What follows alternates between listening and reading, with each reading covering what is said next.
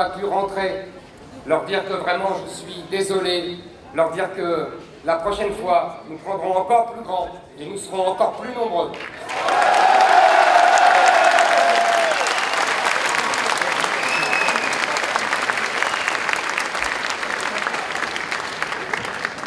Mais quel plaisir de vous voir si nombreux ici, quel plaisir d'être enfin à Bordeaux.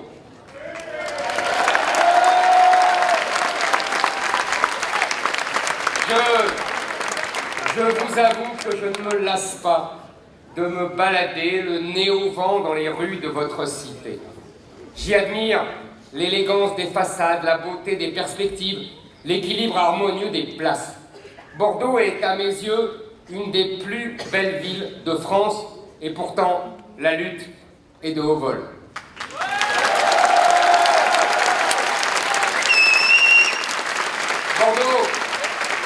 Bordeaux incarne ce raffinement français des XVIIe, XVIIIe siècles qui est pour moi le sommet de notre civilisation. Je vais vous faire une confidence, c'est le sommet de toute civilisation.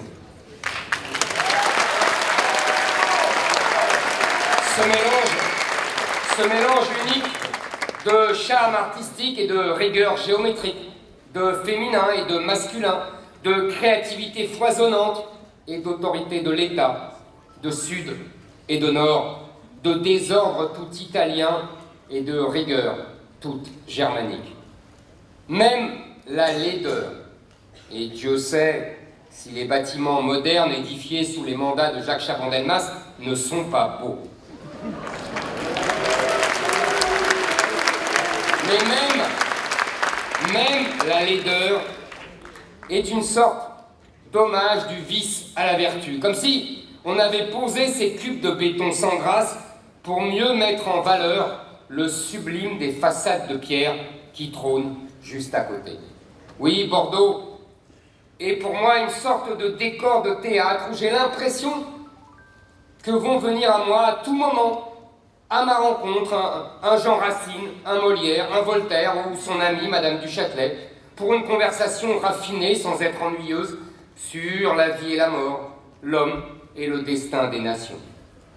Montesquieu, né à quelques kilomètres de là, écrivait lui-même que l'air, les raisins, les vins des bords de Garonne et l'humeur des Gascons sont d'excellents antidotes contre la mélancolie. Il avait ô combien raison. Cette ville et toute cette région dégagent une douceur unique pour celui qui cherche le bonheur.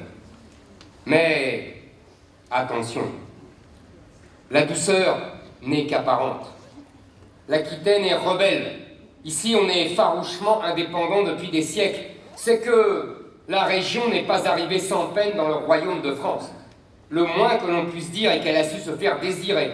Tantôt ennemi, tantôt vassal, parfois allié, toujours semblant hésiter entre l'Angleterre et la France, entre la mer et la terre. L'Aquitaine ne s'est pas livrée sans combat. Elle garde de cette époque cet esprit d'indépendance, cette fierté qui caractérise le sud-ouest que l'on aime. Bordeaux et l'Aquitaine, c'est encore davantage que l'indépendance, c'est encore davantage que la rébellion.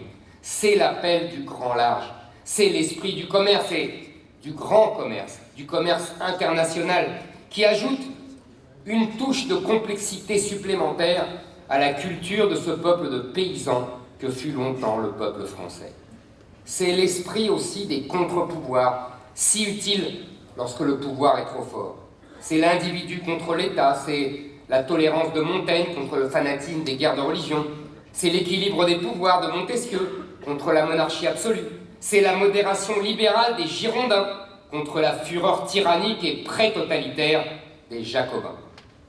Certains pourraient s'étonner de me voir faire l'éloge de ces vertus que, il est vrai, je n'ai pas l'habitude d'exalter. C'est que tout est question de moment et d'équilibre. Notre drame aujourd'hui n'est pas l'État trop fort, mais l'État trop faible. Il n'est pas dans les minorités persécutées par la majorité, mais au contraire, dans la majorité tyrannisée par les minorités.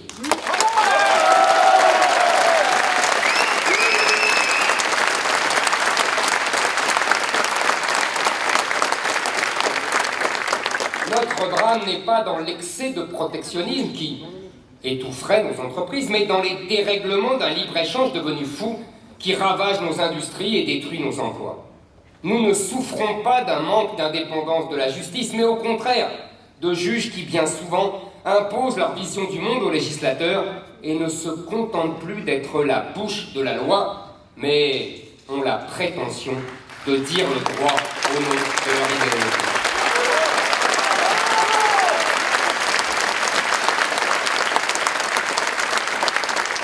Alors, comme toujours dans notre histoire de France, Bordeaux est ambivalente et pétrie de contradictions.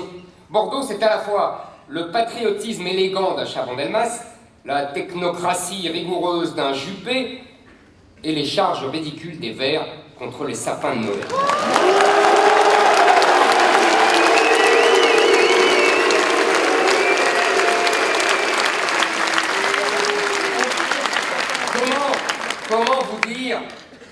Comment vous dire ce que je pense sans être impoli? Disons que, à la mairie de Bordeaux aussi, c'était mieux avant.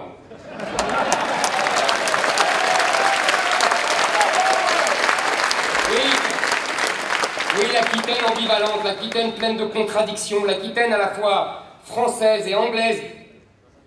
D'ailleurs, elle a offert toutes ces contradictions dès le Moyen-Âge, en nous offrant l'une de ses plus fascinantes figures de notre histoire avec Aliénor d'Aquitaine. Cette reine de France, devenue reine d'Angleterre, domine en effet tout le XIIe siècle par son intelligence et son courage. Un esprit farouche, ah oui certes, qui n'a pas eu besoin de la politique des quotas si chère aux féministes d'aujourd'hui pour exister.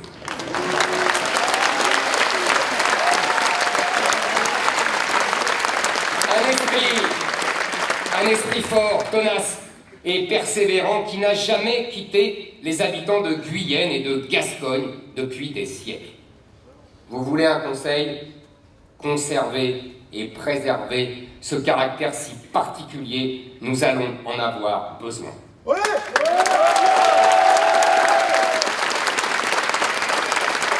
Cet esprit d'entreprendre, ce goût du risque et ce choix de l'audace, si bordelais, si aquitains, n'ont jamais été aussi nécessaires. Mais désormais, l'indépendance et la liberté coûtent très cher en France. Je pense aujourd'hui en particulier aux artisans, aux entrepreneurs, aux chefs d'entreprise. Ceux qui se lèvent le matin avec la responsabilité de leur famille sur leurs épaules alors que les charges s'accumulent. Ceux qui pensent à leurs salariés et qui ne peuvent pas embaucher. Ceux qui voudraient transmettre leur entreprise à leurs enfants mais qui sont empêchés par la fiscalité. Ceux qui voudraient transmettre leur savoir-faire aux jeunes générations mais qui ne trouvent aucun apprenti motivé. La France de ceux qui se plaignent, la France de ceux qui ne se plaignent pas et ne cassent rien. La France, au contraire, de ceux qui réparent et qui bâtissent. Pourtant, ces Français sont totalement absents de l'agenda médiatique. C'est simple, on ne parle jamais d'eux. Ils ne font jamais la une, on ne se préoccupe guère de leurs problèmes. Et pour cause, ils ne se plaignent jamais, ils travaillent en silence, avec dignité et abnégation.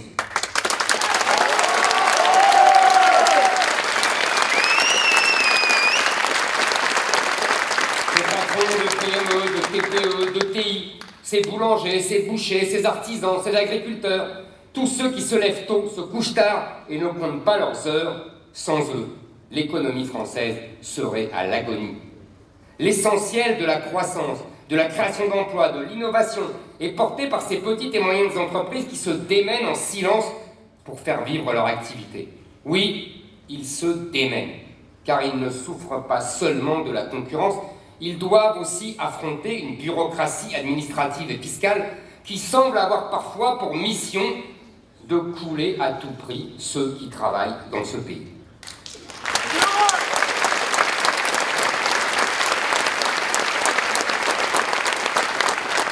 Incapable de faire régner l'ordre face à la racaille, l'État se rattrape en multipliant les complications inutiles. C'est sa manière à lui d'exister, en faisant pleuvoir une pluie de contraintes, d'interdictions, de réglementations. Cette prolifération de textes n'est pas une preuve de l'efficacité de la machine étatique, c'est même l'exact contraire. C'est parce que cette machine tourne à vide qu'elle est si bavarde.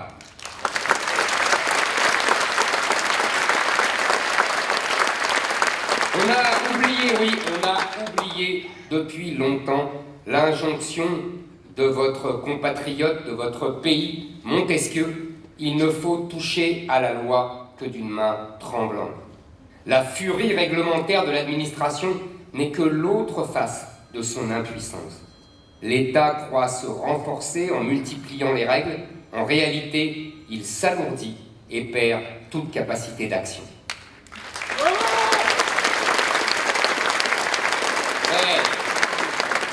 Mais pour nos chefs d'entreprise, cette inflation normative est dramatique. Comment obéir à une loi qu'on ne comprend plus et qu'on ne connaît plus?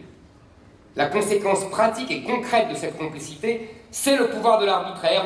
On croise les doigts, pour être en règle, et on fait tout pour rester dans les clous en attendant le moment fatidique où l'administration vous punira pour un minuscule détail. C'est cruel, c'est injuste. Et c'est contre-productif. Une injustice qui touche toujours les plus modestes. Les grandes entreprises, elles, ont les moyens d'employer tous les fiscalistes, les juristes, les spécialistes des relations avec l'administration. Mais vous ne pouvez pas. Artisans, indépendants, dirigeants de PME, vous êtes seuls face à la marée des formulaires, au tsunami des normes sociales, des normes fiscales, et les dernières, les normes environnementales.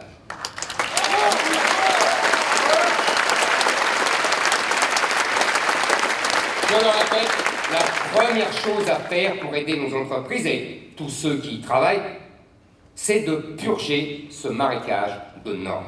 C'est libérer l'économie, restaurer les fonctionnaires dans un véritable service à la population et sortir les Français de cet enfer bureaucratique qui hante leur quotidien. Il faut donc créer un haut commissariat à la simplification administrative qui serait directement rattaché au président de la République.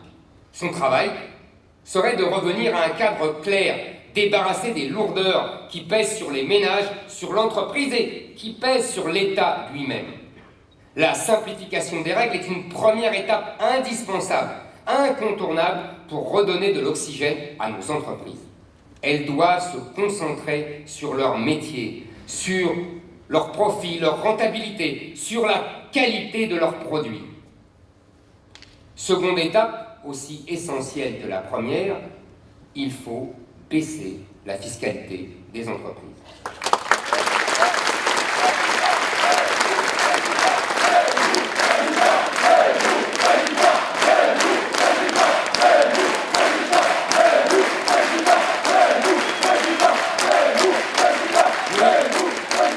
Car les entreprises sont devenues la vache à lait d'un État nounou qui déverse ses bienfaits sociaux sur un tiers-monde qui a élu domicile chez nous.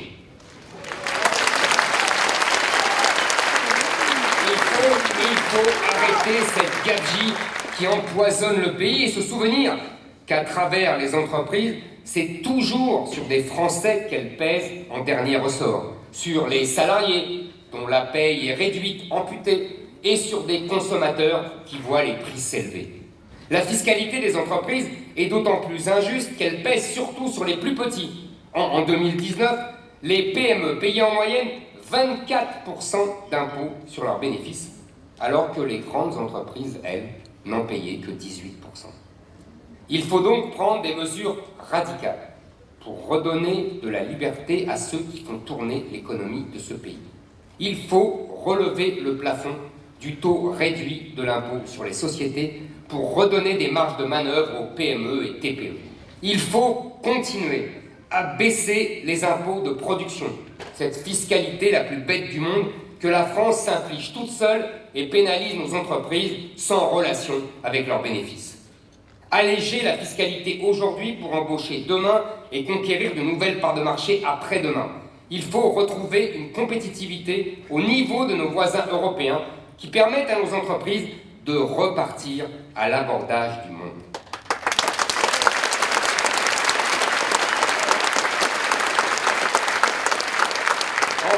Ici même, l'État doit prendre sa part de responsabilité et favoriser nos petites et moyennes entreprises par la commande publique, comme le font les États-Unis, la Chine ou même l'Allemagne. Encore aujourd'hui, en 2021, nous apprenons régulièrement que l'administration a passé commande auprès d'un groupe étranger. C'est absurde, c'est irresponsable. L'argent du contribuable doit privilégier en priorité nos entrepreneurs et nos travailleurs.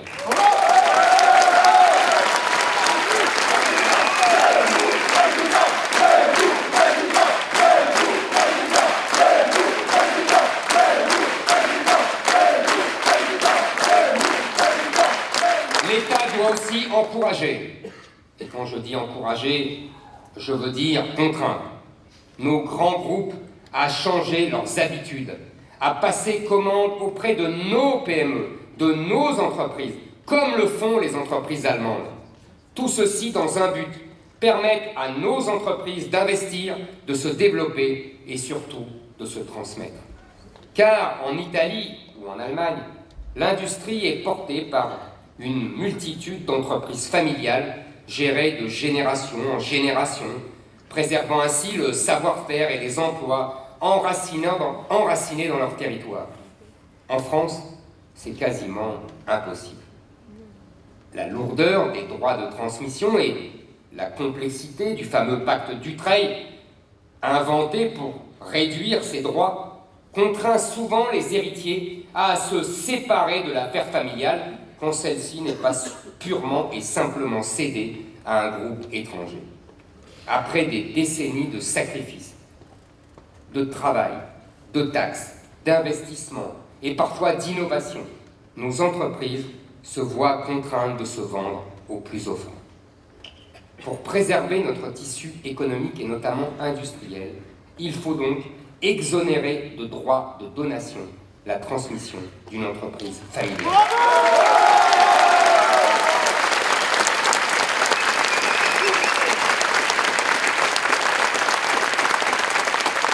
C'est une mesure certes radicale, mais elle est à la hauteur de l'urgence. Un dirigeant de PME et d'ETI sur 3 est âgé aujourd'hui de plus de 60 ans. Ces dirigeants veulent maintenant transmettre le flambeau, confier le travail d'une vie, de leur vie, à une nouvelle génération. Aidons-le, aidons-les et aidons ceux qui veulent reprendre ces entreprises. Ouais.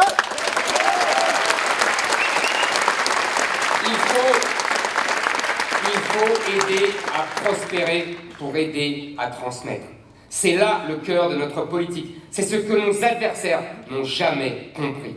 Notre vision de l'économie n'est pas celle de la croissance pour la croissance, de la société de consommation comme unique horizon d'un homo economicus calculateur et déraciné, noyé dans les eaux glacées du calcul égoïste, selon la célèbre formule de Karl Marx, agrippé à son pouvoir d'achat qui travaille pour consommer et consomme pour travailler. Notre économie et nos entreprises, nos champions et nos PME, nos artisans et nos ETI, nos entrepreneurs et nos ingénieurs, nos ouvriers et nos salariés, nos indépendants et nos ingénieurs, tous, ils sont le levier de la puissance française. C'est le moteur.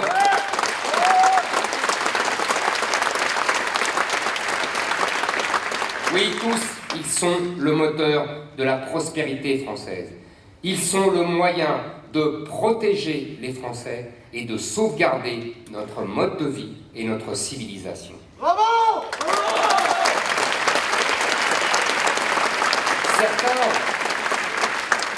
Certains prétendent que j'oppose la France aux Français. J'aimerais l'une et dédaignerais les autres. Ils se croient malins, ils se croient critiques, ils ne sont que flatteurs. Les mêmes où leurs aînés, il y a 50 ans, reprochaient la même chose au général de Gaulle. Je ferai donc la même réponse que notre grand homme. Les Français sont la France du moment. Leur dynamisme, leur ardeur au travail, leur découverte, leur succès font la prospérité des Français, mais aussi la puissance de la France. Ils permettent non seulement aux Français de vivre mieux, mais aussi à la France de parler haut. La guerre économique est une réalité aussi incontestable et aussi cruelle que la guerre de civilisation. Notre déclin économique entraîne notre appauvrissement, mais également notre déclassement dans le concert des nations.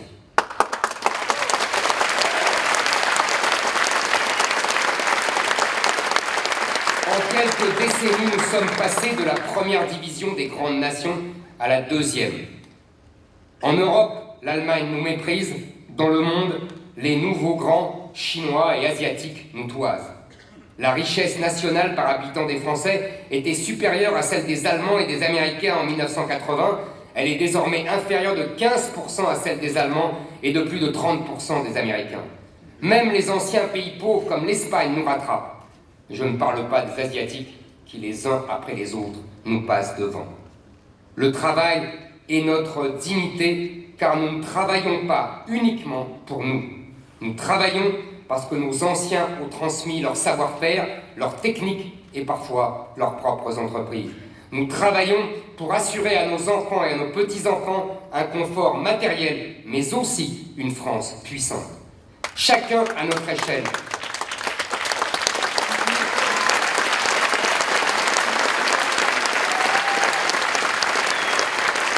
Chacun à notre échelle, chacun à notre poste, nous participons de cette création et de cette transmission de richesses.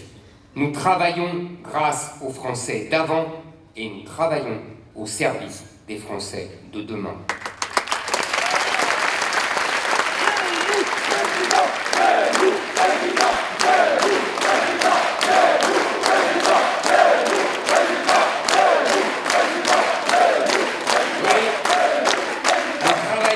Préserver un art de vivre et un art de travailler, fait de petits commerces et de PME ingénieuses, d'artisans qui connaissent leur métier jusqu'au bout des ongles et d'ETI qui exportent le savoir-faire français jusqu'au bout du monde.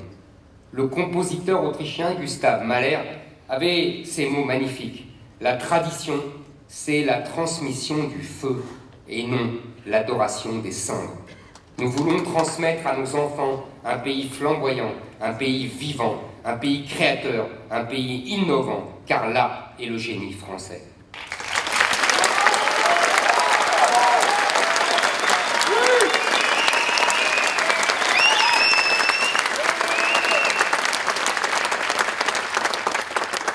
Nous l'avons sans cesse prouvé depuis 1000 ans, que ce soit au temps des cathédrales ou au temps de l'industrie.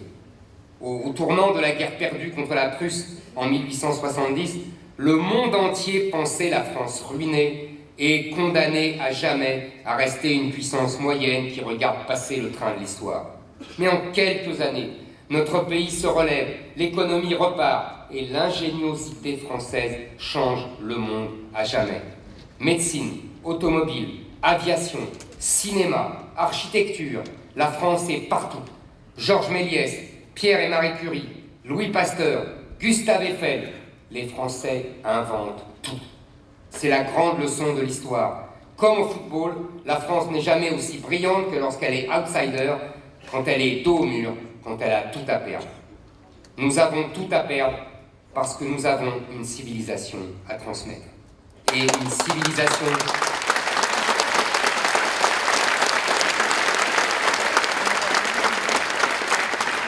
Et une civilisation ne tombe pas du ciel. Elle est le produit millénaire du génie et du travail d'un peuple qui sait sublimer comme personne son savoir, ses ressources, son territoire. Ici, à Bordeaux et sa région, on cultive la vigne depuis 2000 ans. Depuis 2 millénaires, on sait que la civilisation, c'est l'appropriation victorieuse de la nature par l'homme. Par la sélection des espèces, l'apprentissage patient des variétés, par un travail méticuleux sur des générations, nous avons transformé, vous avez transformé le raisin sauvage en ce breuvage miraculeux et digne des dieux, le vin.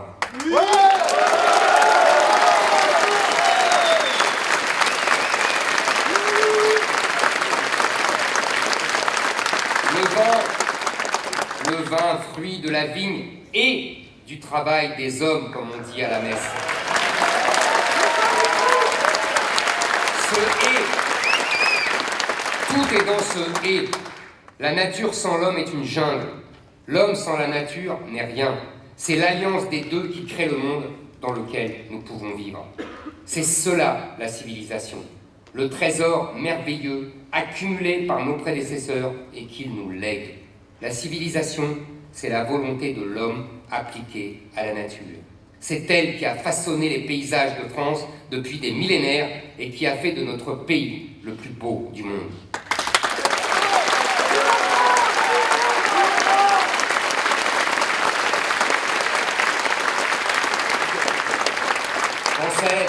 Français, le devoir nous appelle. Le pays est à la croisée des chemins. Nous devons nous libérer d'une bureaucratie délirante qui nous empêche de travailler. Nous devons nous libérer d'une fiscalité écrasante qui nous accable. Nous devons nous émanciper du politiquement correct qui nous interdit de nommer le mal qui nous ronge. N'oubliez jamais la sagesse d'un autre grand Bordelais, l'ami de Montaigne, Étienne de la Boétie. Le tyran se défait tout seul, pourvu qu'on ne consente plus à la servitude. La servitude est toujours volontaire et les Français ont décidé d'être libres.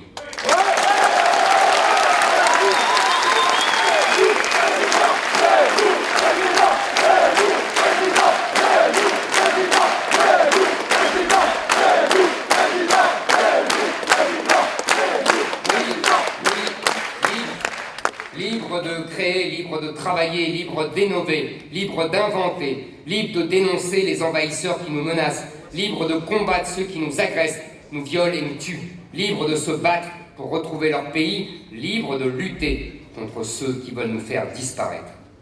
Il y a quelques jours, François Hollande est venu témoigner au procès des attentats ukrainiens.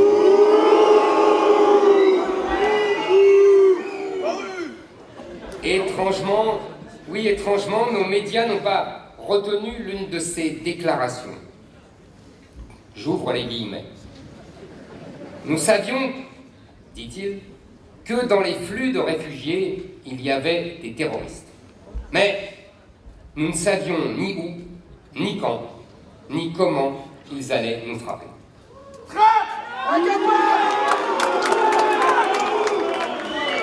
François Hollande a le don des phrases qui disent tout et qui prouvent à la fois sa lucidité et son impuissance. Vous vous souvenez que dans un livre, il y a quelques années, il avait dit à 2 journalistes, en parlant de l'immigration, « Tout cela finira par une partition ». Et là, il recommence. Il savait, eh oui, il savait qu'il y aurait des terroristes. Il savait, mais il n'a rien fait. Le pouvoir était au courant du danger et il a préféré que des Français meurent plutôt que d'empêcher des migrants de venir en France.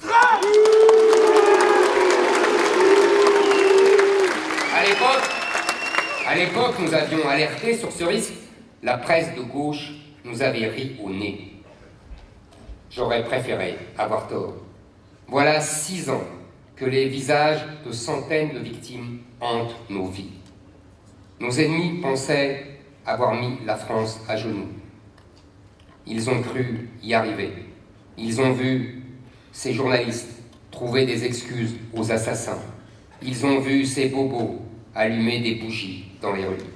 En réalité, ce que nos ennemis ne savaient pas, c'est qu'ils ont réveillé une France qui, de toute son histoire, n'a jamais baissé les yeux.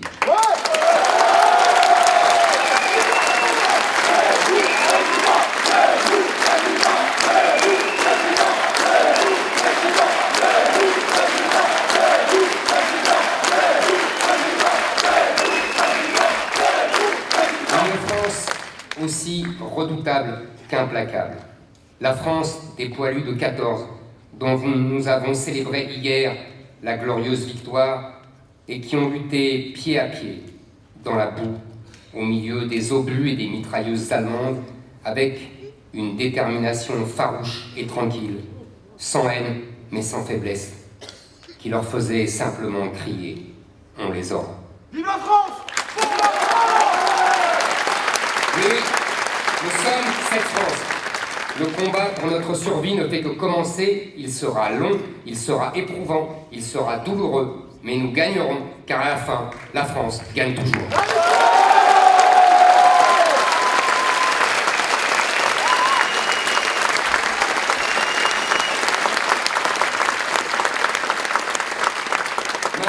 amis, je vous demanderai de respecter 1 minute de silence pour nos compatriotes tombés sous les balles il y a 6 ans, pour dire aux victimes que nous ne les oublions pas et pour dire aux coupables et à leurs complices que nous ne les lâcherons pas.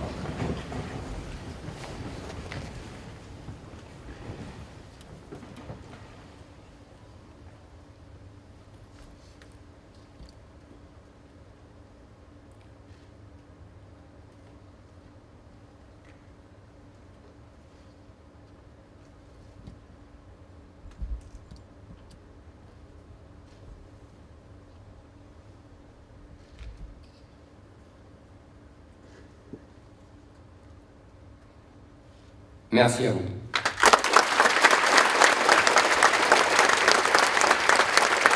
Merci à vous. Merci pour les victimes. Merci pour leurs familles, leurs proches. Merci pour tous les Français qui, comme je vous l'ai dit, n'oublieront pas ce massacre indigne. Pour tous les Français qui n'oublieront pas non plus les coupables et leurs complices et le châtiment juste que nous leur réservons.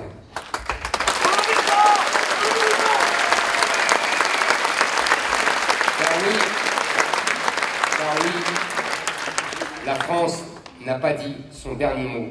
Les Français n'ont pas dit leur dernier mot.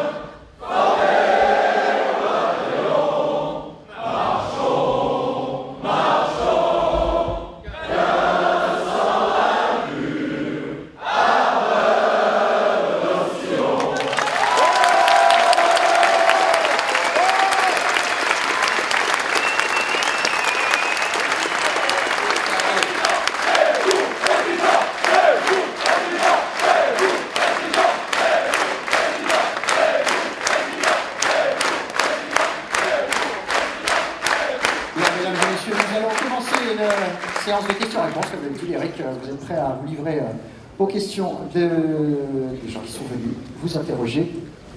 On est sur un thème économie ce soir. On va vous donner la parole, levez la main, essayez de varier les thèmes évidemment. Monsieur, première question. Monsieur Zemmour, je suis là. Ici. Voilà. Bonjour Monsieur Zemmour.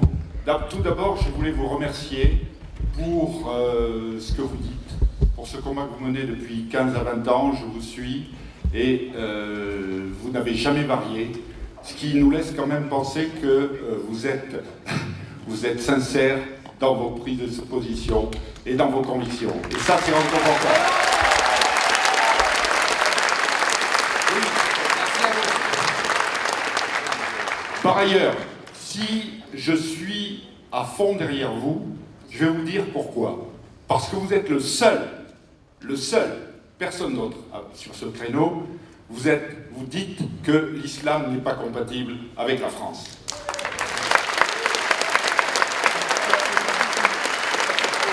Alors, je vais vous poser une question pratique, peut-être au ras des pâquerettes ou sur le plancher des vaches, parce qu'il se trouve que je suis le président d'une association qui s'appelle Vigilance Halal et qui lutte contre l'abattage rituel des animaux.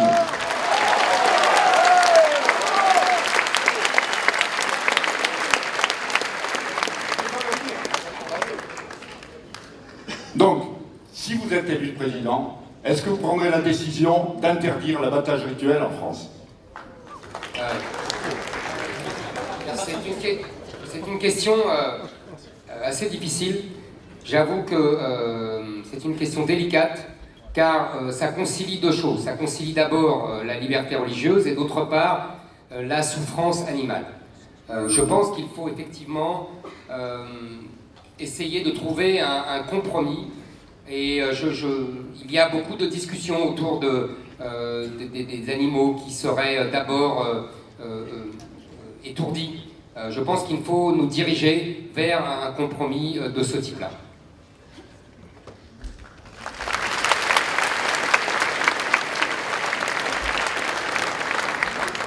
J'essaie de faire court parce qu'on m'explique dans les autres villes que je fais trop long. Donc maintenant, vous aurez des réponses brèves et synthétiques. Bonsoir. Une question là-bas, tout au fond. Merci. Allez-y, monsieur. Bonsoir. Bonsoir, monsieur. Bonsoir, c'est une petite question de géopolitique. Vous parlez de réindustrialisation et de choc des civilisations. Vous savez que notre industrie est dépendante des hydrocarbures et que la majorité des pays de l'OPEP sont également membres de l'OCI, l'Organisation de la Conférence islamique. Est-ce que vous avez prévu de développer les produits de substitution aux hydrocarbures d'origine islamique? Vous savez, je ne pense pas, ça va vous paraître paradoxal, mais je ne pense pas que la lutte légitime de la France contre l'immigration et sa défense de sa civilisation contre l'islam nous empêche forcément de commercer avec les pays musulmans. Je ne crois pas du tout à ça. Vous savez, la Chine fait bien plus que cela, puisqu'elle persécute des musulmans, et ça n'empêche pas les Turcs, qui se prétendent les grands défenseurs de l'islam dans le monde, de s'entendre avec les Chinois, de commercer avec eux, de se rapprocher même sur le plan géostratégique. Je pense que tout cela est assez indépendant, contrairement à ce que l'on croit. Je pense que la France est visée, par exemple, vous vous souvenez des manifestations contre la France au Pakistan, parce qu'elle est faible. On ne s'en prend pas aux forts, on s'en prend aux faibles. On ne s'en prend pas aux Chinois, on s'en prend aux Français. Je pense que le premier sujet de la France, c'est de revenir fort et de nouveau de se faire craindre. Et elle commercera avec tout le monde et on pourra acheter du pétrole aux pays arabes et aux autres. Ce ne sont pas les seuls d'ailleurs.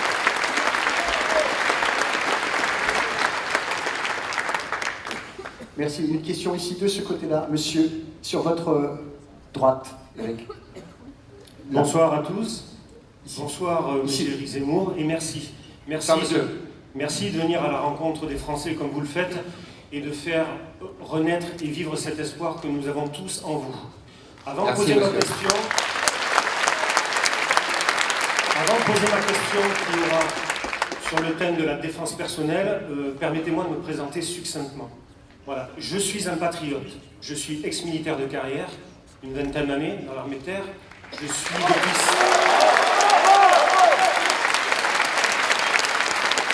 depuis 5 ans dans la réserve opérationnelle, terre, garde nationale, je suis tireur sportif, moniteur de tir militaire, et je suis membre de l'association ARPAC qui a été créée après les attentats de 2015, qui demande le rétablissement du port d'armes citoyen.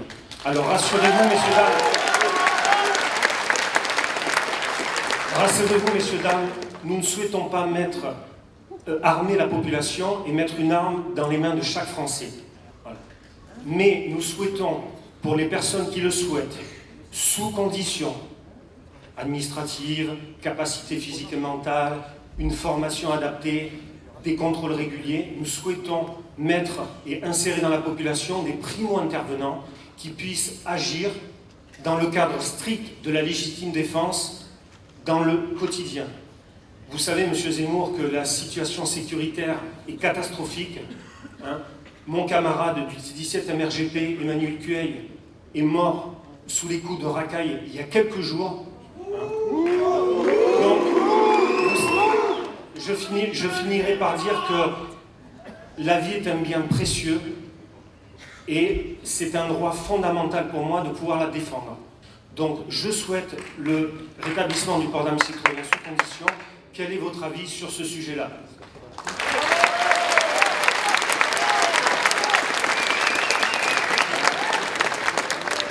Je comprends tout à fait votre émotion et votre détermination et je l'approuve. Maintenant, je dois vous dire que nous devons d'abord et avant tout rétablir la contrainte, le monopole de la contrainte légitime à l'État. Je suis sûr d'ailleurs que vous serez d'accord avec moi. C'est d'abord la police qui doit rétablir l'ordre. Il faut redonner des moyens à la police.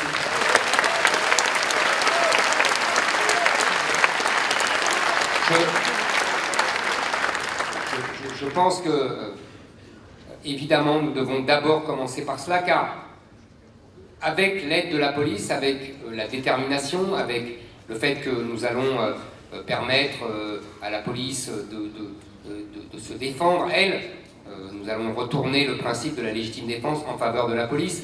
Nous devrons aussi alléger aussi toutes les procédures tatillonnes, imposer aux magistrats des peines planchées qui ne pourront pas alléger. Vous voyez, il y a des tas de mesures à prendre qui peuvent justement retarder et empêcher ce que vous proposez. Ça doit être ce que vous dites, c'est en dernier recours. Mais il faut d'abord rendre à l'État sa force et rendre à la police sa Merci beaucoup, monsieur. Merci à vous, monsieur. Une question ici, de ce côté-là. Monsieur, allez-y. Bonjour Monsieur Zemmour. Alors, Bonjour, monsieur. je suis handicapé.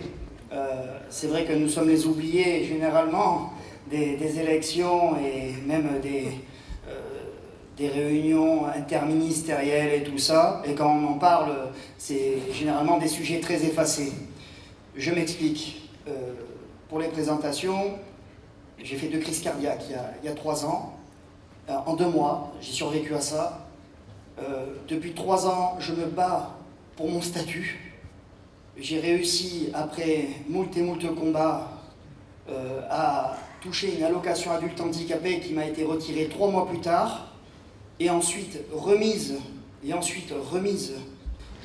pour une durée de 3 ans que je dois renouveler tout le temps. On m'a donné une carte priorité, et une carte priorité handicapée en m'interdisant le stationnement handicapé. C'est un scandale abominable. Les joies de la bureaucratie française. Voilà, mais attendez, c'est pas le plus marrant. Le plus marrant, c'est quand on m'a donné ma première carte de priorité, c'était avec le visage d'une vieille femme. Voilà, c'est du dégueulasse, du cynisme dégueulasse.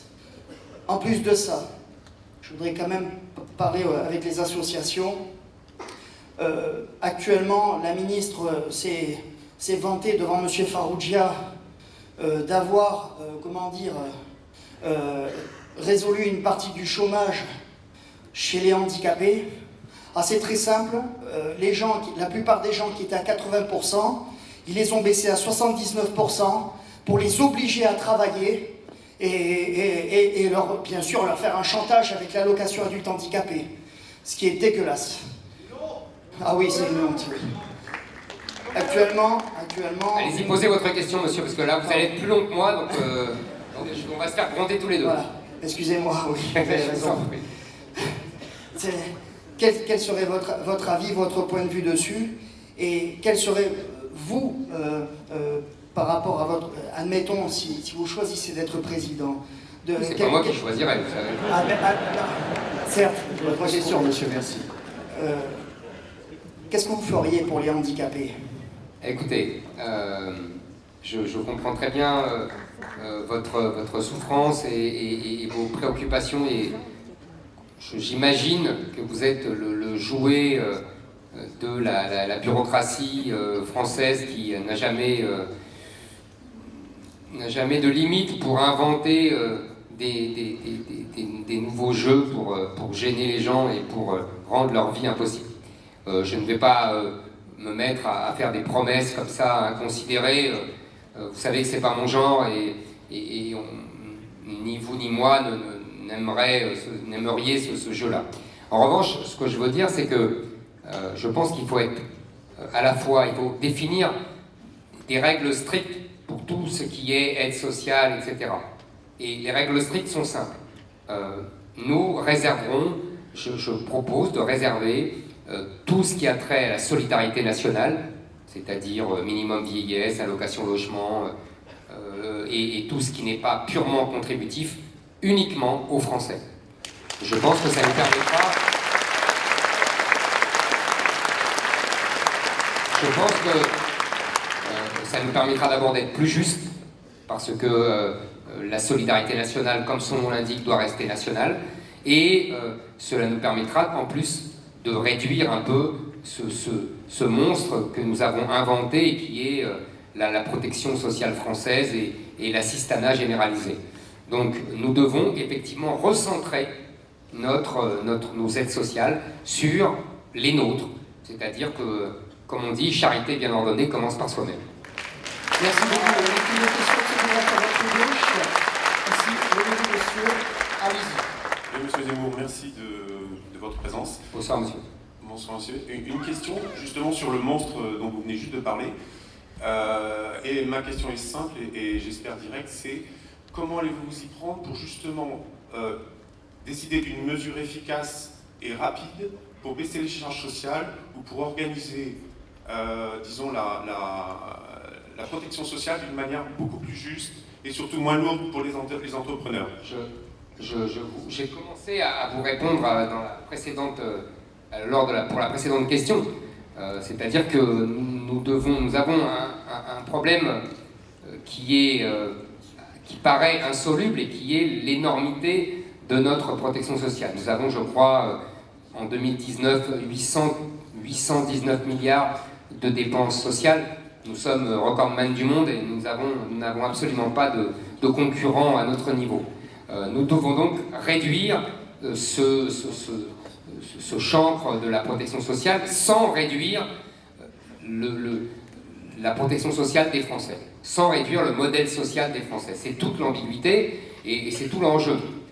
Il faut à la fois réduire, car il faut limiter et réduire les charges sociales qui pèsent sur les entreprises, et en même temps ne pas affaiblir la protection sociale des Français. Donc je pense qu'il y a plusieurs moyens, plusieurs politiques à suivre. La première, je vous l'ai dit, c'est faire de ces aides sociales qui ne sont pas contributives, c'est-à-dire qui ne correspondent pas à une cotisation, il faut les réduire aux Français.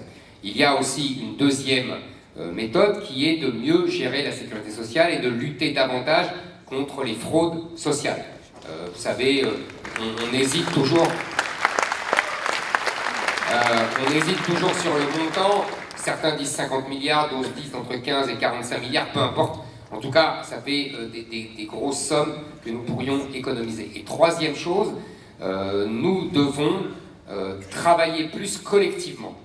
C'est-à-dire que, vous voyez, nous sommes un des pays qui a le plus faible pourcentage de travail et le plus faible nombre d'heures travaillées pendant l'année collectivement. Non pas que les Français travaillent moins que les autres, individuellement, mais parce que les jeunes entrent moins plus tard sur le marché du travail, et les gens plus de 50 ans sont systématiquement ou régulièrement virés par les entreprises car ils coûtent trop cher, ils ont des salaires trop élevés, etc. Je pense qu'il nous faut absolument réduire cela, réduire cet handicap et permettre aux jeunes, par une formation professionnelle adaptée, de rentrer plus tôt sur le marché du travail, et surtout faire que les gens entre 50 et 65 ans soient au travail et ne soient plus mis au chômage ou au RSA, etc. Donc c'est pour cela qu'il faut remonter l'âge de la retraite jusqu'à, disons, 64 ans. Aujourd'hui, vous savez, 64 ans, ce n'est pas vieux, hein. Moi, je les ai presque, alors je ne vais pas vous dire que c'est vieux. Et on peut très bien, aujourd'hui, l'espérance de vie à 64 ans est plus grande que celle à 60 ans en 1981, quand on a mis la retraite à 60 ans. Évidemment, il faudra nuancer tout ça selon les gens qui ont travaillé tôt, selon les gens qui ont fait des travaux difficiles, etc.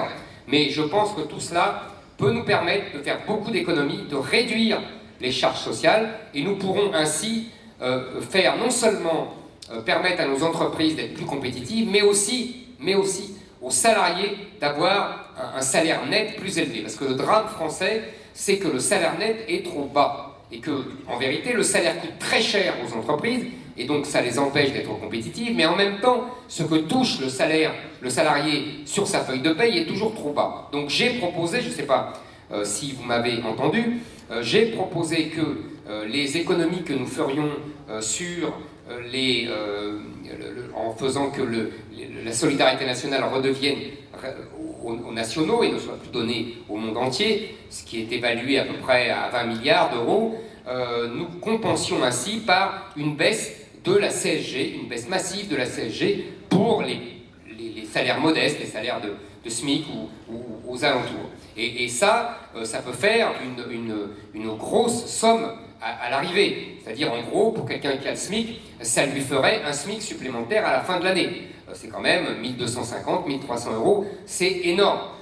Voilà ce que je propose pour à la fois alléger les charges des entreprises et en même temps permettre aux salariés, en particulier les plus faibles, d'avoir un meilleur salaire et d'avoir un salaire net beaucoup plus élevé. Merci. Un peu en haut, sur votre gauche, un petit peu en haut. Madame, allez-y, parlez. Bonsoir, Monsieur Zemmour. Bonsoir. Je suis ravie de vous voir. Merci, madame. Très près de vous. Voilà. Moi aussi. Moi, je vous vois pas bien, mais je suis ravi quand même. Je m'approche.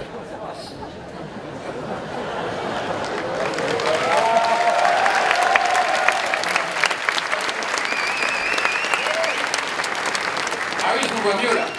Vous avez raison. Ah bah oui. Bah, vous savez, je suis myope, alors là, je vous vois bien. Là, ça va. Non, Monsieur Zemmour, on parlait quand même que vous n'aimez pas les femmes, voyez. Il paraît. Beaucoup de femmes sont là ce soir. Merci à vous. Donc, alors, Monsieur Zemmour, je voulais vous poser une question sur un mouvement qui est en train de bien s'insérer en France, un mouvement qui est importé aux États-Unis, qui s'appelle le wokisme. Donc, qui s'insère à la fois dans l'université, à Sciences Po, et également, je voulais vous interroger aussi sur la circulaire de M. Blanquer pour les écoles, voilà, la théorie du genre. Voilà. Très court. Très court et je vais essayer de faire court. Je vais essayer de pas être long. Effectivement, vous avez raison, cette idéologie du woke, comme on dit, c'est-à-dire des gens qui se prétendent éveillés aux inégalités, aux souffrances réelles ou imaginaires, uniquement en fonction de la couleur de peau ou du genre, comme ils disent, est une plaie pour la liberté de penser, est une plaie pour simplement la salubrité intellectuelle, et est une plaie pour nos écoles et nos universités. Et nous devons donc absolument la combattre. Et vous savez, aujourd'hui, elle se répand comme traînée de poudre, d'abord parce qu'elle bénéficie d'une certaine complicité médiatique, mais surtout, on ne le dit pas assez, parce que nous avons, pour des raisons qui m'échappent, confié désormais le financement de nos universités, le financement des grands programmes universitaires à l'Europe. Et c'est l'Europe qui exige, en échange de subventions sonnantes et trébuchantes, qui exige que soient développées ces théories fumeuses, ces théories du genre, ces théories décoloniales, etc. C'est-à-dire que nos dirigeants d'université n'ont pas les financements qui leur permettent de faire vivre leurs universités si elles ne multiplient pas les thèses sur ces thèmes-là, théorie du genre dans le Périgord au XIIIe siècle, vous voyez le genre, c'est le cas de le dire. Nous devons, si vous voulez, c'est cela aujourd'hui. Et ce qui est grave, c'est que le développement de ces théories à l'université va finir par se répercuter sur nos écoles. C'est-à-dire que les professeurs qui vont étudier à l'université, qui vont avoir des CAPES, s'ils ont des CAPES de littérature ancienne, ils pourront enseigner la littérature ancienne. S'ils ont des CAPES de la théorie du genre dans le Périgord au XIIIe siècle, eh bien, ils ne pourront pas enseigner autre chose. Et donc ça va se répercuter sur nos enfants dans les écoles. Donc c'est pour cela que le gouvernement actuel et l'Europe sont criminels. Les uns de céder à l'Europe, les autres d'encourager ce genre d'idéologie. Donc nous devons faire deux choses, vous comprenez bien, récupérer cette compétence au niveau du gouvernement français et ne plus financer, faire le contraire de ce qu'ils font, c'est-à-dire ne plus financer toutes ces thèses qui se font sur ces théories fumeuses. Nous devons les combattre avec leurs propres armes. Maintenant,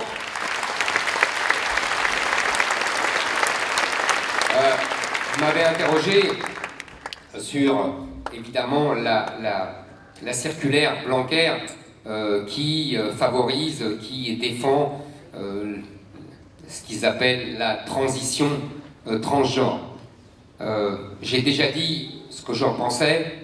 Je considère que M. Blanquer a fait vraiment est coupable d'une faiblesse criminelle. Quand vous lisez la circulaire, vous êtes saisi d'effroi. On va dans tout ce que ces lobbies LGBT cherchent, c'est-à-dire déstabiliser les enfants les plus jeunes. Vous savez, on le sait bien, nous autres, tous les enfants, et nous avant eux, ont des états d'âme sur leur identité sexuelle. C'est le propre de l'enfance, c'est le propre de l'adolescence. Qui sommes-nous? Sommes-nous une fille? Sommes-nous un garçon? Qui désirons-nous? C'est des questions éternelles qui ont fait tous les romans depuis des siècles et qui, évidemment, taraudent toutes les nouvelles générations. Sauf qu'aujourd'hui, certains lobbies, en particulier le lobby LGBT, qui a table ouverte dans l'éducation nationale, se sert, utilise, instrumentalise ces états d'âme pour faire et pour développer et pour encourager des choses absolument innommables comme les transitions de genre, les dysphories de genre, comme si un enfant pouvait être arrêté dans sa croissance. On lui donne des cachets pour arrêter sa croissance, on fait des ablations de ceci, de cela. C'est absolument innommable. Et que le gouvernement et que M. Blanquer, pour lequel j'avais le plus grand respect, soit complice de ces gens-là, vraiment me donne de l'urticaire et me fait... J'ai honte pour lui. Voilà, je pense qu'il faut faire le contraire de ce qu'il fait, c'est-à-dire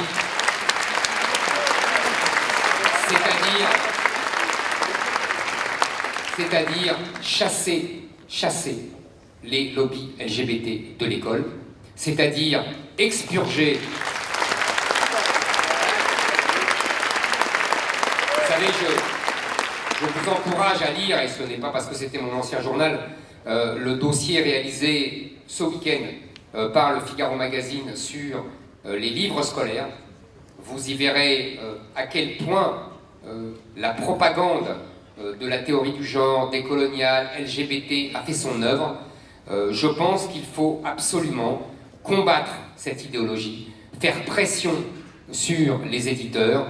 On nous dit dans le journal, dans le Figaro Magazine, la responsable des programmes, nommée par M. Blanquer, nous dit « Ah mais je ne peux rien faire, l'État ne peut rien faire contre les éditeurs qui sont soucieux de leur liberté éditoriale. » Moi, je vais vous dire, leur liberté éditoriale, je m'assois dessus, français... Et je ne peux pas croire que l'État n'a pas, l'État qui, je rappelle, fait vivre ses éditeurs scolaires par ses achats scolaires, tout bêtement. Je ne peux pas croire que l'État n'a pas les moyens de faire pression sur ses éditeurs. Merci. Vous avez une question de ce côté-là. Monsieur, allez-y sur votre droite. Ici. Bonsoir, monsieur Zemmour, je suis là. Voilà. Oui, je vous vois. Oui. Tout le monde connaît le « quoi qu'il en coûte » d'Emmanuel Macron et tout un tas de mesures liberticides qui sont suivies. la France a été obligée de s'endetter considérablement, et notamment avec ce pass sanitaire qui va être prorogé jusqu'au 31 juillet. Si vous êtes élu au mois d'avril, est-ce que vous allez continuer ce pass sanitaire ou est-ce que vous allez l'arrêter? J'avoue que ce pass sanitaire m'interroge. Non pas que moi ça me dérange plus que ça dans la vie de tous les jours, après tout, on peut donner comme ça, c'est un peu agaçant, mais sans plus. En revanche, j'avoue que je ne comprends pas plusieurs choses. D'abord, je ne comprends pas cette histoire de vaccination qui n'empêche pas de transmettre le virus. J'avoue que je m'interroge moi aussi comme tout le monde et j'aimerais bien avoir des réponses simples. J'avoue que je ne comprends pas, vous avez vu le rapport récent qui révèle qu'en vérité, pendant toute l'épidémie, il n'y avait que 5% des lits de réanimation occupés. Si cela est vrai, ça veut dire que M. Véran et M. Salomon nous ont menti pendant un an en nous affolant et en nous disant qu'on était au bord du collapsus hospitalier et qu'on allait trier les malades dans les couloirs des hôpitaux. J'aimerais que M. Véran, qui donne volontiers des leçons et qui me donne volontiers des leçons de démocratie et de liberté, s'explique démocratiquement devant le peuple français.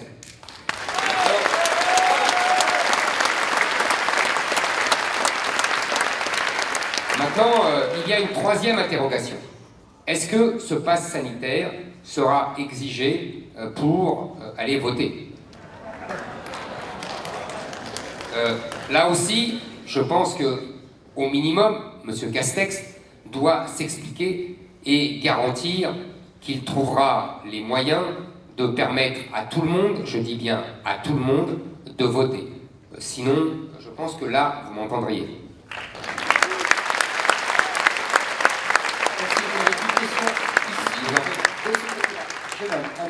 Bonsoir Monsieur Zemmour. Bonsoir Monsieur. Alors j'ai 20 ans et je suis agriculteur. Donc ma question est assez simple et porte naturellement sur l'agriculture. Quel regard portez-vous sur l'agriculture d'aujourd'hui en France, surtout pour l'agriculture de demain? Personnellement, je pense qu'il va falloir se nourrir, mais se nourrir par nous-mêmes. Vous avez raison, c'est une question...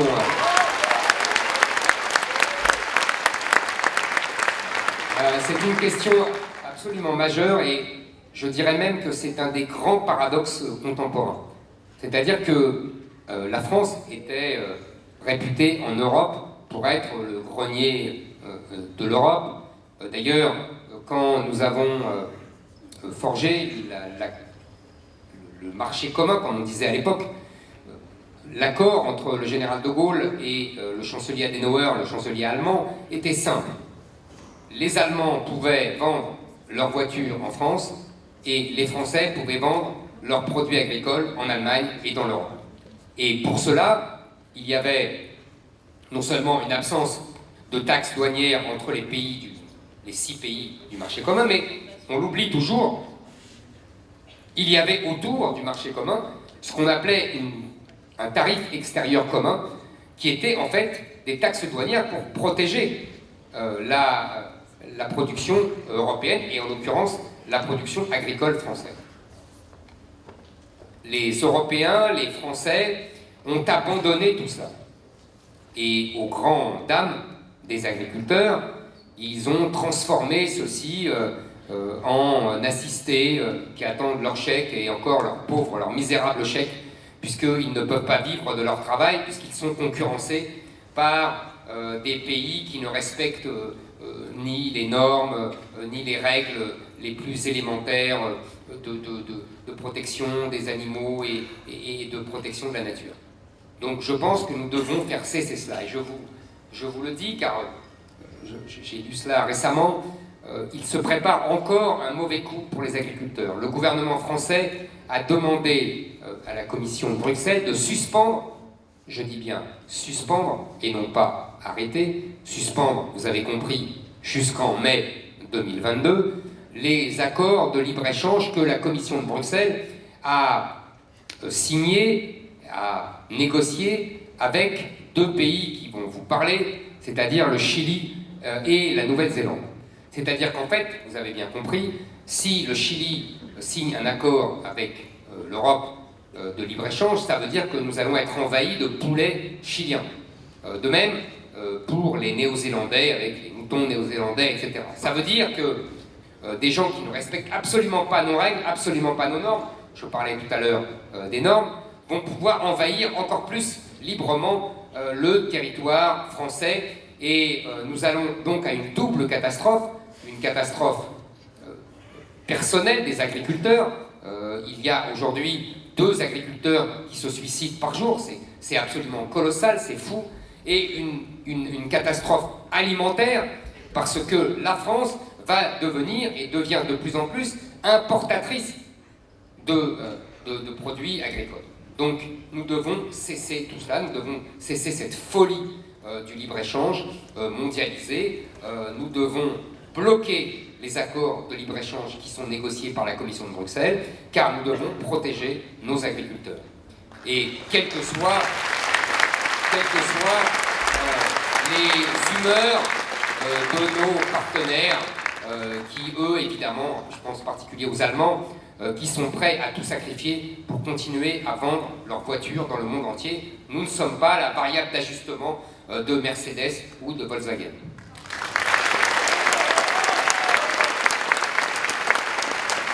Deuxième question, Eric, tout en haut sur votre gauche. Voilà, de ce côté-là. Madame, allez-y. Bonjour Monsieur Zemmour. Bonsoir Madame. Notre natalité s'effondre.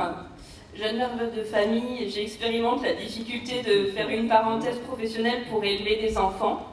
Et j'aimerais connaître vos propositions pour relancer une politique familiale.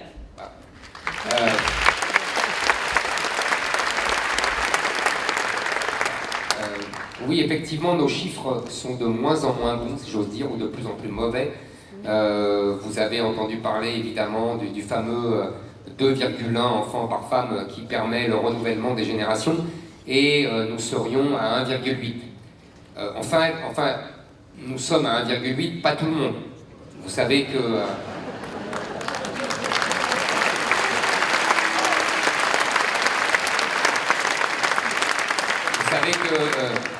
les femmes venues d'Algérie, du Maroc, sont à 3,5 enfants par femme, et celles de Turquie à 3 enfants par femme, plus que dans leur propre pays.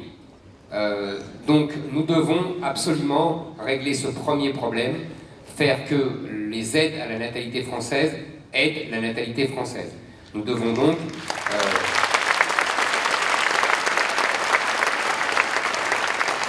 réserver ces aides aux Français.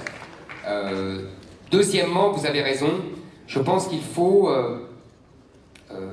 tout faire pour permettre aux femmes de concilier la vie familiale, l'éducation des enfants et leur travail. Il y a une espèce de tyrannie intellectuelle.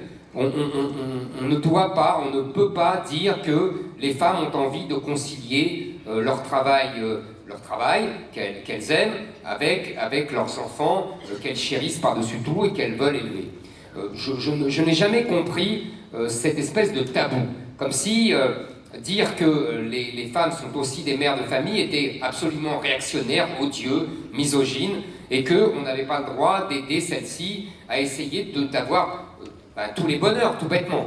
Je pense qu'il faudra effectivement travailler sur ce thème-là et donner de plus en plus les moyens aux femmes de pouvoir éviter de mettre leurs enfants, si elles n'ont pas envie, à la crèche à 3 mois. Je pense qu'il y a enfin effectivement tout un travail à faire là-dessus, et en tout cas c'est la direction que j'aimerais indiquer dans les mois qui viennent. Merci. Bonjour Monsieur Zemmour, je m'appelle Laurence Vallée. Merci de répondre aux questions telles qu'elles vous sont posées. Merci de tenir toujours une ligne par rapport à ce que vous dites. Vous ne prenez pas les pieds dans le tapis. Je me régale à regarder vos duels avec tous ceux qui viennent pour faire tomber, qui eux se prennent les pieds dans le tapis de leurs mensonges.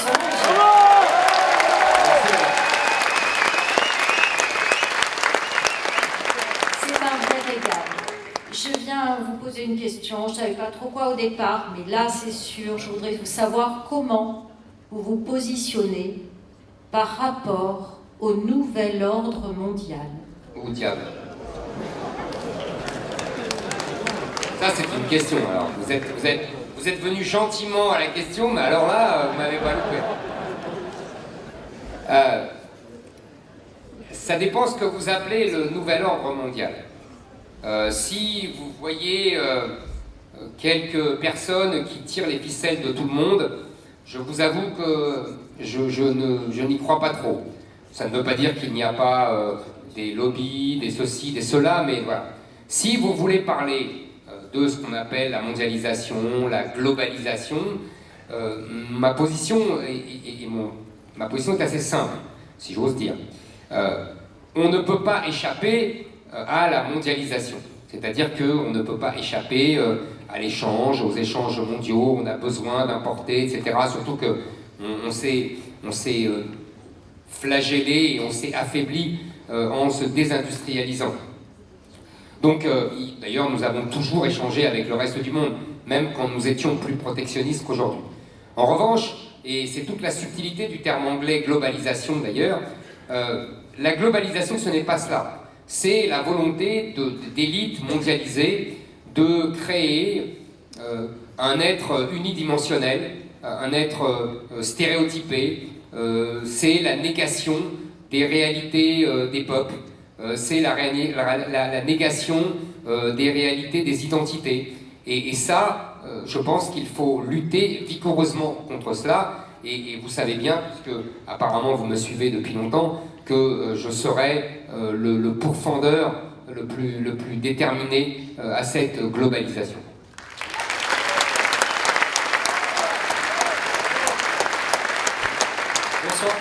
Bonsoir, monsieur Zemmour.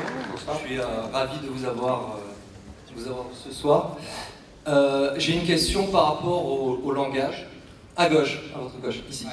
J'ai une question par rapport au langage. Les philosophes le savent et nos ennemis le savent encore plus. Les mots et le langage est un élément structurant de la pensée. Et je vais essayer de raccrocher en fait ma question à l'économie. Aujourd'hui, les médias subventionnés grassement par l'État mettent les mots de l'anti-France dans la bouche des Français. Que ferez-vous pour retirer ces mots-là ?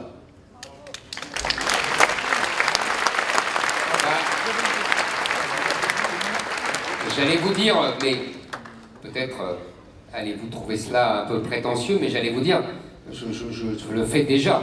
Je me bats déjà. Je pense que mon premier combat a d'abord été sémantique à la télévision et dans mes livres, où justement je refuse et je me bats contre les mots de la doxa qui sont évidemment des moyens de nous imposer les idées. Vous connaissez le mot célèbre de Lénine, faites-leur manger les mots et ils avaleront la chose.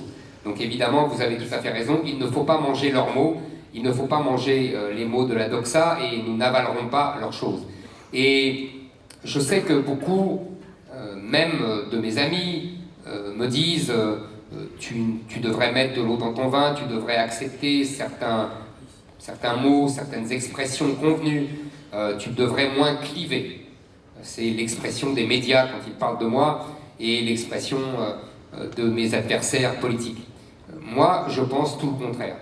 Je pense que d'abord la démocratie, c'est le clivage, c'est la discussion, c'est l'échange politique, et que on me reproche de cliver uniquement parce que je refuse d'employer le vocabulaire de l'adversaire.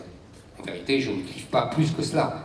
Même, je dirais que c'est moi qui suis au cœur de la population française. Quand vous voyez tous les sondages et ce qu'ils indiquent, en vérité, j'ai 70% des Français qui parlent comme moi, qui pensent comme moi. Donc avec eux, je ne clive pas, je suis éminemment rassembleur. Mais effectivement, je continuerai à ne pas accepter la langue du dominant jusqu'à ce que, effectivement, là où vous avez raison, c'est que quand on a le pouvoir, c'est différent. On peut orienter, on peut défendre à l'école, tout simplement, apprendre aux enfants l'usage d'une langue française claire, précise, et qui permet de refuser toutes les facilités et les approximations de la langue woke dont parlait Madame tout à l'heure. Merci, c'est ça.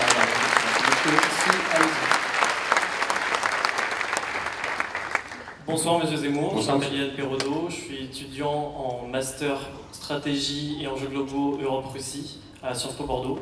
Et je voudrais vous emmener hors de nos frontières avec une double question. Qu'est-ce que vous pensez de l'état actuel de la relation française avec la Russie de M. Vladimir Poutine, affaiblie par un prisme technocratique européen, et quelles seraient les relations que vous voudriez dessiner et développer avec la Russie si vous êtes élu?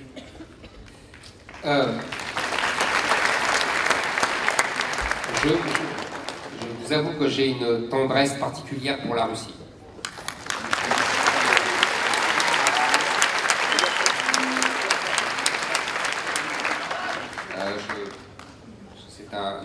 C'est un grand peuple.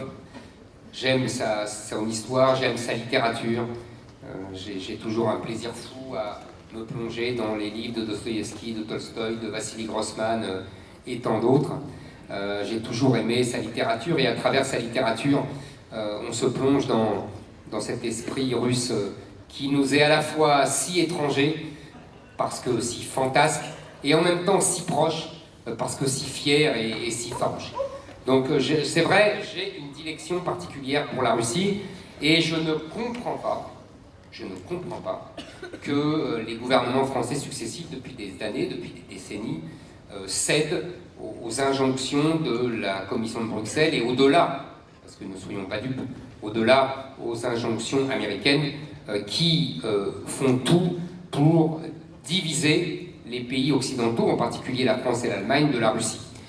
C'est une vieille stratégie américaine que l'ancien conseiller du président Carter et conseiller du président Obama, Brzezinski, a théorisé dans son livre fameux Le Grand Échiquier.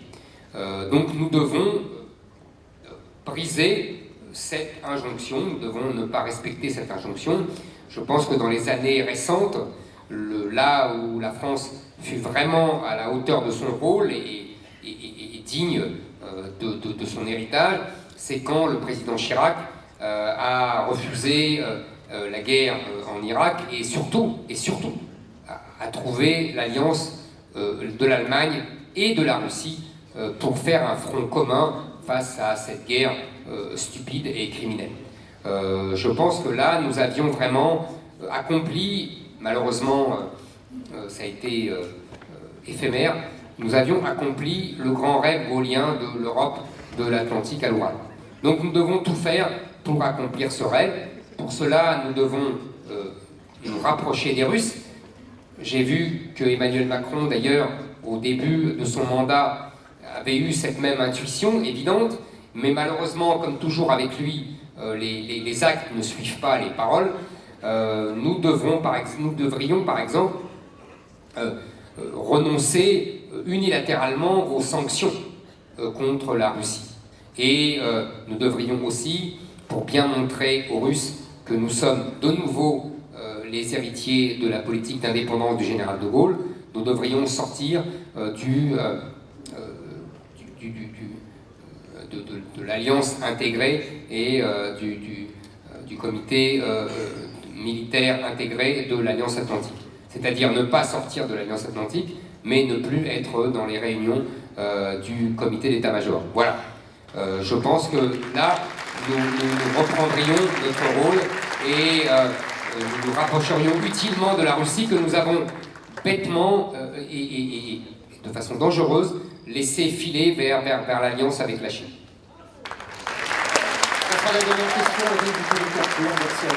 Écoutez, d'abord je voulais vous remercier. Je voulais vous remercier d'avoir été aussi nombreux, d'avoir été aussi chaleureux, aussi enthousiastes, de m'avoir écouté jusqu'au bout. Je tiens à vous dire évidemment que je vais dédicacer mon livre à tous ceux qui le souhaitent. Et je voulais vous dire que, décidément, j'aime Bordeaux et que j'y reviendrai très vite. À bientôt. Merci à tous.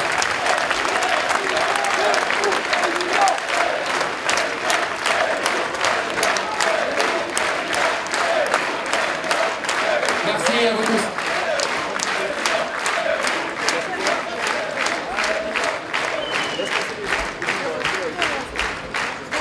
Merci à tous, on vous rejoint pour la dédicace, c'est juste dehors à l'entrée. Merci à tous, on fait un petit point presse ici avec les médias. Merci de m'avoir été aussi nombreux ce soir.